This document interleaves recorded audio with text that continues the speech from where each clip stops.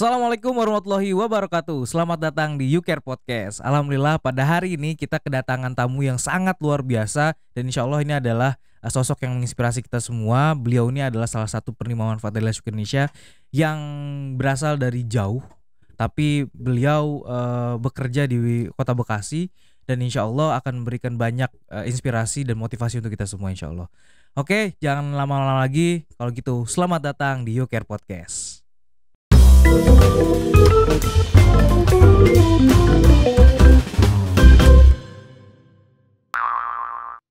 Alhamdulillah pada hari ini kita kedatangan Mas Moko. Ya, nah, kameranya di sana Mas. Ya. Oke.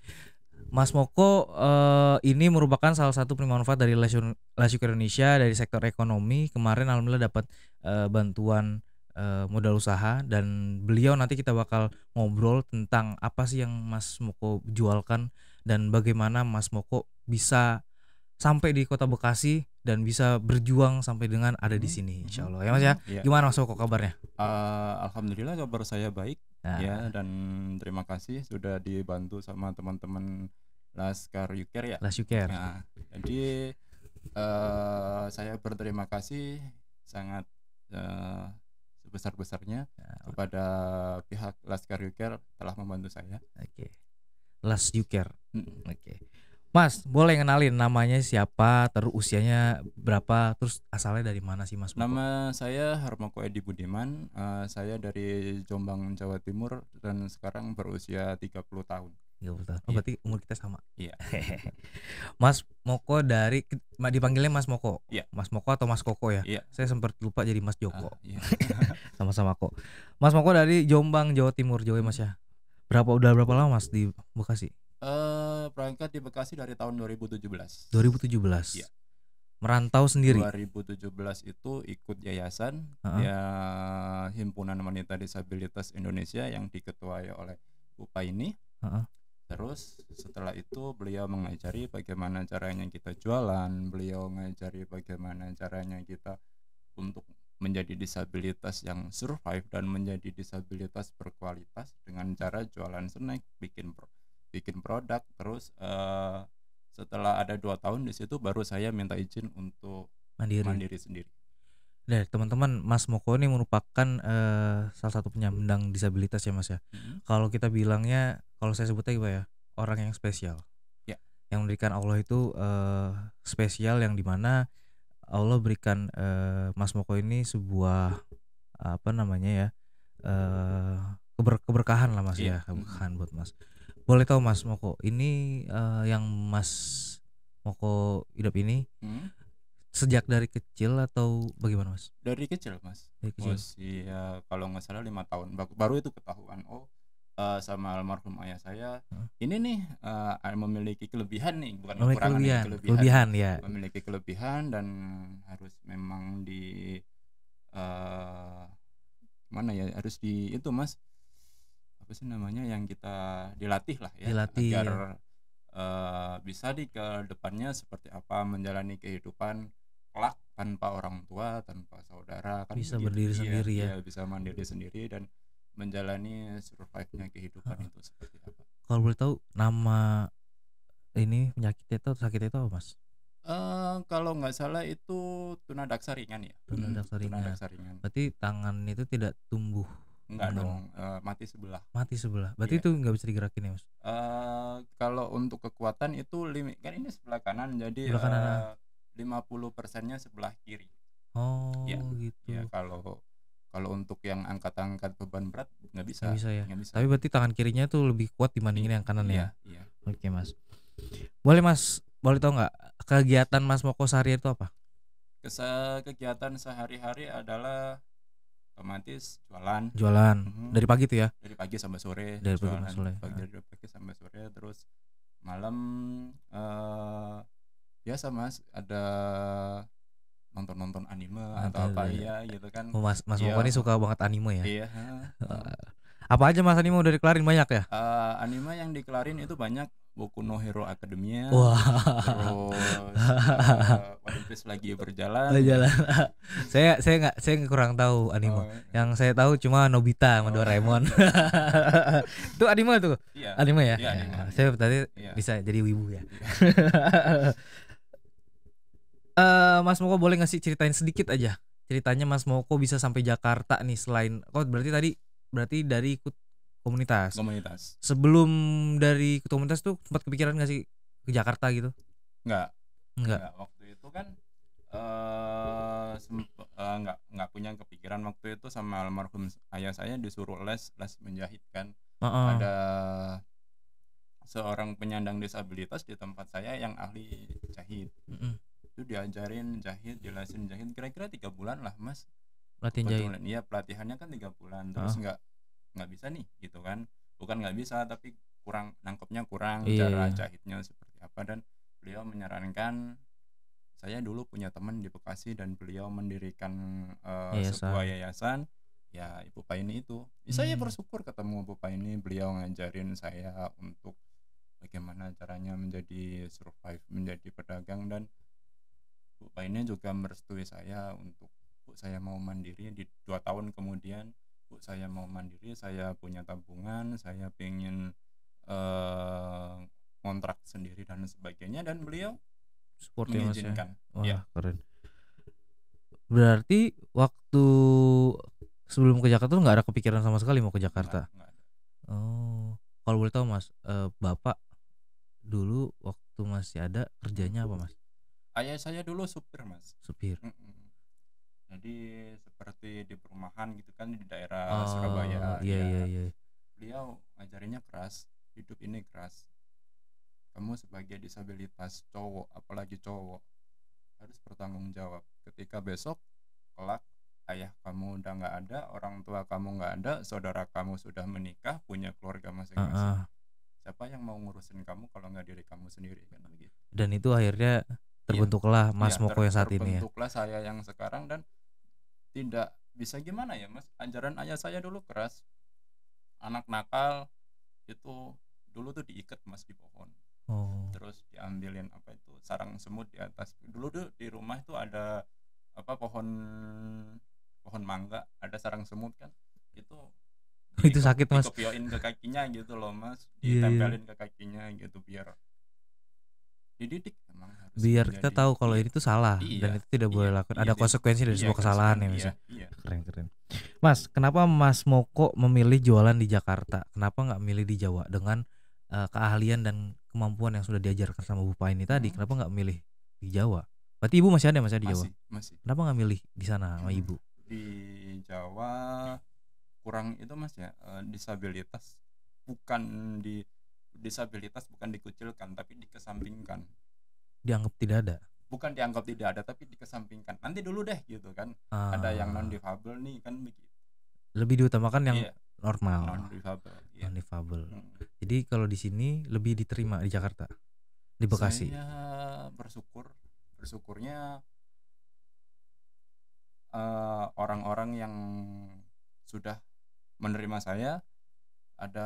Saya juga berterima kasih kepada orang-orang yang dalam tanda kutip belum menerima saya gitu kan ya. Iya. Kan harus berterima kasih juga walaupun mereka tidak menerima, memberi tidak kasarannya, tidak membeli snacknya atau apa, tapi kan mereka setidaknya membiarkan gitu loh ada disabilitas di sini yang berusaha. Gitu. Betul. Oke Mas Moko, kenapa Mas Moko memilih snack? Sebentar Mas Moko ini berjualan snack di daerah Kemang Pratama, Kota Bekasi ya Mas ya. Di dekatnya KFC, di Indomaret. Nah, Mas Moko tuh biasanya di situ Mas ya. Standby dari jam 7 sampai jam 5 sore. Jam 7 sampai jam 5 sore buat teman-teman yang kebetulan ada di Kota Bekasi dan ada di Kemang Pratama atau rumahnya dekat Kemang Pratama atau Galaksi, mungkin bisa banget buat beli jajanannya Mas Moko. Nanti kita bakal bahas apa sih jajanannya Mas Moko yang dijualin. Mas Moko kenapa memilih jualan snack? Jualan snack karena pertama, snack itu kalau dibilang tahan lama juga tidak, tapi tidak terlalu merepotkan. Kalau kita jualan makanan matang kan harus effortnya lebih masak lagi. Dulu gitu ya. Iya. Kalau begini kan paling tinggal kita bungkusin, tinggal kita kasih stiker, terus tinggal kita jualin ya. Iya. Berarti nggak ada effort masak-masak ya. Nggak ada, iya. Ini berarti Mas Moko orang bilang apa ya, kulakan ya? Iya. Kulakan dari tempat lain Iya. atau dari yayasan yang tadi Mas? Bukan, itu kulakan sendiri ya. Iya. Terus Mas kemas dijual. Oke. Ini berapa Mas satuannya? Harganya 10.000 Mas. Harganya 10.000 guys. Iya, ini segini udah. Stikernya habis. Ini kenyang ya Mas makan ini. Iya. Apa namanya Mas? Ini ada emping opak. Ada emping opak. Gabus keju sama keripik tempe. Ini apa? Gabus keju. Iya. Gabus keju sama keripik tempe. Iya. 3 macam ini atau ada yang lain Mas? Untuk sementara ini ada 3 macam. 3 macam ini ya. Dan ini sehari Mas Moko itu berapa bawanya berapa banyak Mas? Bawahnya 30 tuh. 30 berarti teman-teman kalau mau beli 10 untuk jajan di rumah anaknya bekal itu bisa banget ya Mas ya. Iya. Apalagi dari jam 7 kan. Bisa banget. Mas Moko, biasanya orang Indonesia itu kan kalau beli itu suka dilebihin.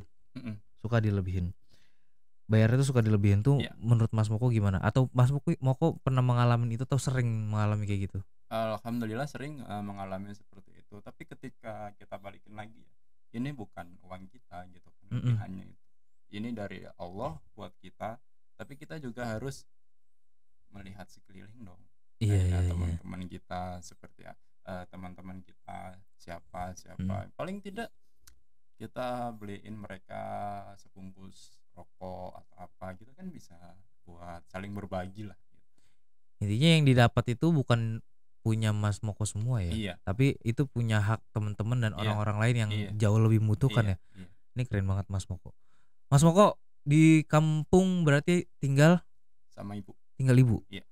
Kalau nggak salah Mas Moko ini harus masih membiayai ibu, mengirim bulanan ibu. Iya. Lalu juga BPJS dan BPJS juga ternyata tidak murah ya Mas ya. Iya. Tidak murah. Itu kenapa Mas Moko masih, ibaratnya kan Mas Moko juga hidup di sini mungkin yang bukan yang yang pas-pasan aja gitu mungkin ya Mas ya. Nah, terus kenapa harus masih, kan ada keluarga lagi di sana. Begini Mas, balik lagi ke almarhum ayah saya tadi, cowok itu kan harus bertanggung jawab, apalagi sama orang tuanya. Orang tua tinggal berapa lama sih kan begitu. Ntar kalau udah nggak ada juga mungkin mereka nggak mau, kalau udah nggak ada mereka nggak minta uang kok, mereka minta doa. Apa salahnya ketika kita ada kesempatan bisa ketemu sama orang tua, bisa, apa salahnya sih sekitar berapa persen buat orang tua kan begitu. Nggak ada ruginya berbagi ke orang tua ya Mas ya. Kan balik ke kita keberkahannya. Iya benar. Sama kayak Mas Moko mendapatkan dan memberikan kembali itu kan keberkahannya juga akan dapat ya Mas ya. Nanti kan ditanya Mas kalau kita meninggal di akhirat. Ini saya suka ini nih. Uang ini buat apa, kata Allah. Dihisap kan ya. Gitu. Iya. Ini yang dari ini buat apa gitu kan, nggak mungkin kita bilang beli kuota buat nonton anime ya. Nggak ada manfaatnya. Itu tahu tuh nggak ada manfaatnya itu. Tapi buat hobi, buat ini ya Mas ya, relax gitu. Iya. Berarti Mas tahu kan, tapi itu jadi bagian dari sebuah sedekah. Iya.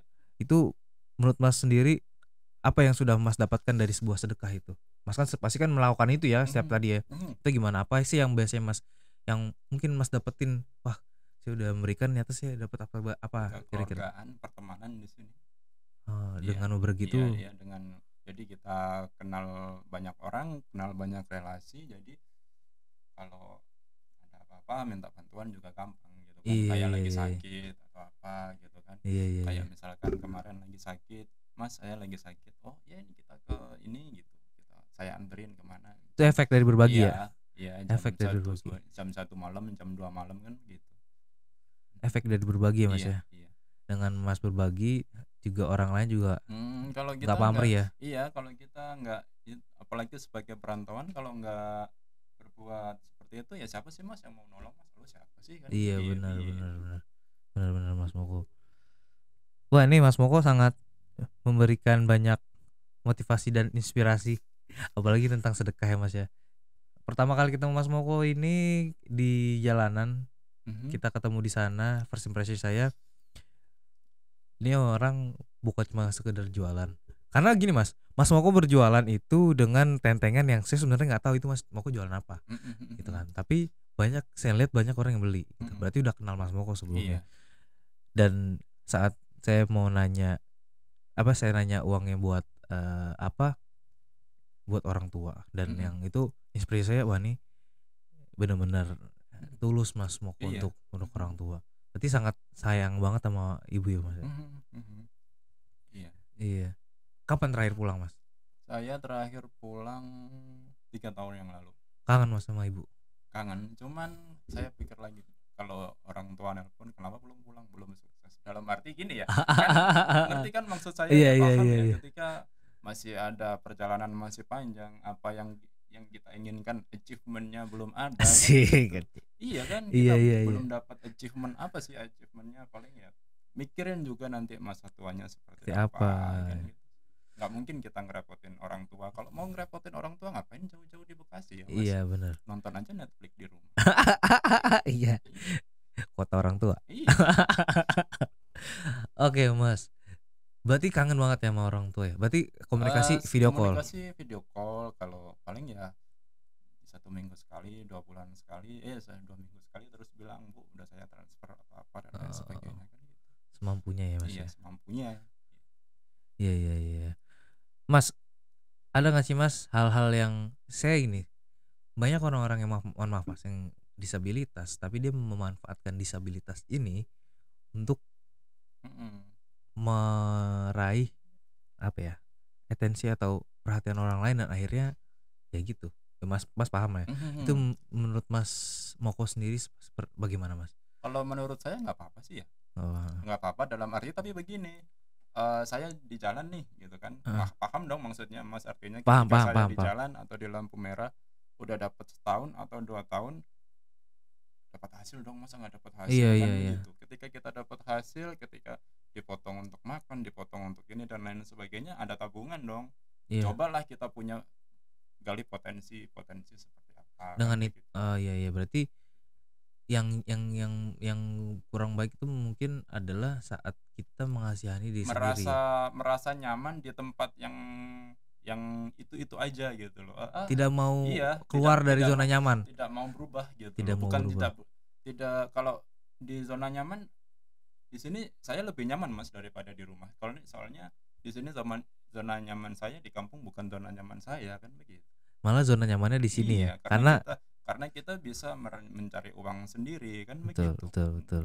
Kalau di kampung kan bukan zona nyaman, zona tidak nyaman itu. Karena fasilitas dan bukan perhatian ya, tapi mungkin di sana lebih ya udah makan disiapin gitu ya Mas ya. Kalau di sini kan harus survive ya Mas ya. Iya, saya punya teman Mas di kampung, perempuan, dia nggak bisa jalan. Dia itu, ini true story ya, dia meninggal, orang tuanya meninggal, ibu bapaknya meninggal, saudaranya nggak peduli, akhirnya meninggal. Coba seandainya dia punya pemikiran, walaupun saya lumpuh ya, walaupun saya nggak bisa jalan, tapi mau bergerak aja 1 langkah atau 10 langkah dari rumah, pasti masih hidup. Iya. Berarti walaupun memiliki keterbatasan, tapi keterbatasan itu bukan berarti membuat kita nggak bisa melakukan banyak hal ya Mas ya.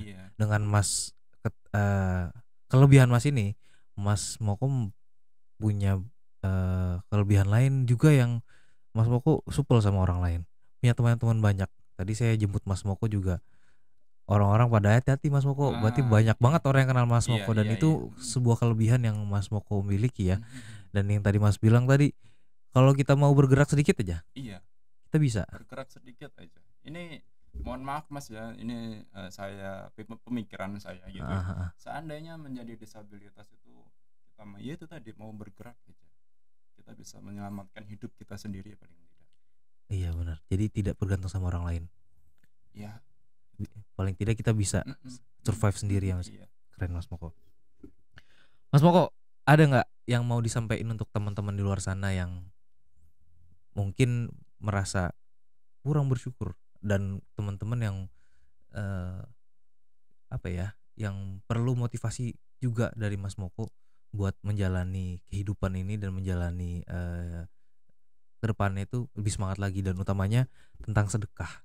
Tadi yang saya suka Mas Moko itu dengan sedekah itu banyak hal yang Mas Moko dapetin tuh, ada nggak kira-kira close mau disampaikan? Disabilitas itu bukan sebuah halangan ya kalau menurut saya. Disabilitas itu bukan sebuah halangan, tapi itu anugerah dari Tuhan yang harus kita syukuri. Tapi bagaimana caranya? Ya itu tadi Mas, balik kita punya potensi apa enggak, kan begitu. Banyak kok seperti YouCare ya kan, seperti yang lain-lain. Bagaimana caranya? Oh saya punya potensi nih, potensi digali dong. Iya betul. Iya dong. Oke di jalan nggak apa-apa, tapi kan potensi digali dong. Betul. Kita jadi pengamen, siapa tahu punya skill bahasa Inggris atau bahasa Jepang gitu, atau bahasa Cina, we can do it gitu. We can singing with Japanese language or Japanese English language kan bisa. Lagunya Billie Eilish mungkin kita. Iya.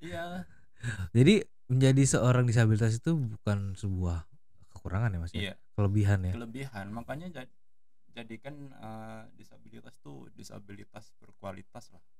Disabilitas berkualitas. Disabilitas berkualitas itu yang mau mengangkat dirinya gitu, mengangkat derajat dirinya gitu, paling tidak bisa survive di kehidupan yang cukup keras ini kan gitu. Iya. Mas, ada yang mau disampaikan nggak untuk orang-orang luar sana biar semangat? Untuk bukan cuma disabilitas sih, semua orang. Untuk semua orang ya. Kalau untuk disabilitasnya kalian punya potensi. Ya. Gali potensi kalian itu apa? Ketika kalian sudah ada di jalan, ayo waktunya kita berubah. Kan begitu. Dan untuk yang non disabilitas, tidak semua disabilitas itu negatif. Ada juga disabilitas yang positif. Ya. Saya harap untuk yang non disabilitas bisa membedakan mana yang disabilitas negatif sama yang positif. Ya. Jadi soalnya takutnya kita yang dilihat non disabilitas kan dipukul rata. Oh ini si Ona aja begini, sama apalagi si ini kan. Iya. Masih melihatnya di kotak yang sama. Iya. Jadi teman-teman, ini adalah Mas Moko dengan semua kelebihannya. Kita dapetin motivasi dan inspirasi dari Mas Moko nih. Mas Moko ini orang keren. Teman-teman bisa banget nanti kalau ketemu Mas Moko ajak ngobrol ya Mas ya. Dan beliau ini sangat-sangat open minded dan juga sangat welcome semua orang-orang baru. Jadi beliau ini adalah disabilitas yang keren. Dan orang memiliki kelebihan yang memiliki bisa menggali potensi dirinya sendiri dan bisa bangga akan dirinya sendiri dan bisa hidup di atas dirinya sendiri. Keren banget. Terima kasih Mas Moko. Mas Moko terima kasih. Jangan lupa teman-teman, ini ada snacknya Mas Moko, ada 3 macam. Bisa dibeli nanti kalau teman-teman ada di Bekasi, atau mungkin nanti bisa melalui YouCare juga. Teman-teman kalau yang mau bisa DM, dan bisa juga nanti bertemu dengan Mas Moko di Kemang Pratama, Kota Bekasi. Oke. Terima kasih teman-teman yang sudah menonton kegiatan podcast pada hari ini. Semoga selalu diberkahi sama Allah. Mas Moko juga selalu diberikan kesehatan. Dan juga teman-teman semuanya jangan lupa selalu bersedekah, beribadah, dan jangan lupa bayar zakatnya. Dan yang paling penting jangan lupa subscribe, komen, dan like channel Lasuk Indonesia. Terima kasih buat semuanya. Assalamualaikum warahmatullahi wabarakatuh.